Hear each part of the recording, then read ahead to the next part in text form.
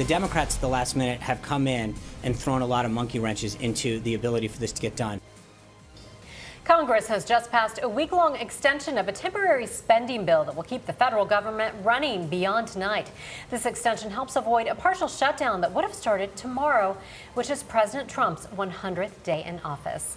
We are joined now by UCF professor and political expert Jim Clark. Jim, thank you for being here. Always good to see you. What would you say has been most notable about the first 100 days? I think, without a doubt, it's getting a Supreme Court justice confirmed. Remember, President Obama couldn't do it in a year, and President Trump did it in 100 days and got a conservative on the court and rebalanced the court in the conservatives' favor. Today, the big news was that Congress approved a spending bill that will get us through one more week, because otherwise the government could have been shut down at midnight tonight. What is the deal with that? Is it just going to be status quo for 1 week? Yeah, for 1 week, everything is the same. We still have a country. and now they will try to decide whether they're going to take on some more important issues such as health care, or just continue this. The Republicans know that the last 2 times they shut down the government, they lost seats in Congress in the next election. So they don't want another shutdown. There were, because also tomorrow, as we've been saying, is President Trump's 100th day in office. He had a contract with the American voter about things that he wanted to accomplish in the first 100 days. Part of that was funding the border wall, and that was one of the things that was become an issue in this budget negotiation. It has been, and President Trump has had very little success with Congress, mostly members of his own party, in getting through the key points of his agenda.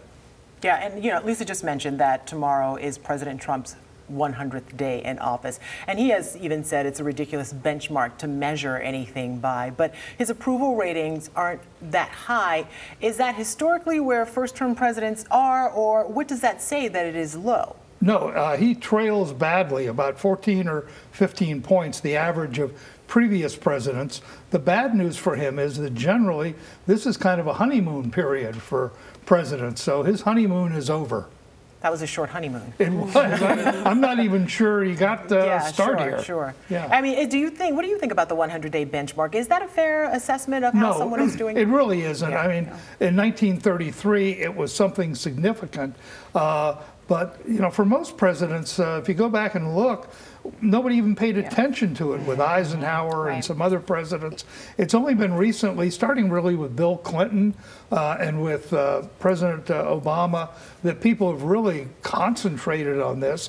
And as we see, a lot of times you can't get anything done in 4 years, much less 100 days. They say a lot of presidents are really upset with FDR because of the level that he set back in 1933, the benchmark that he set. And remember, he had a huge majority in both houses of Congress, and he had the Great Depression. So fortunately, we don't have a Great Depression to spur action. Yeah, but it seems like if you do something great in your first 100 days, then it's a great idea. It's a good benchmark. But if things don't happen the way you want it, then probably not a good measure. No, absolutely right. I think it'll be interesting to see if he kind of tries to reset. We've seen presidents in the past. Bill Clinton, for example, fired his chief of staff, Mac McCartney, after a relatively short time.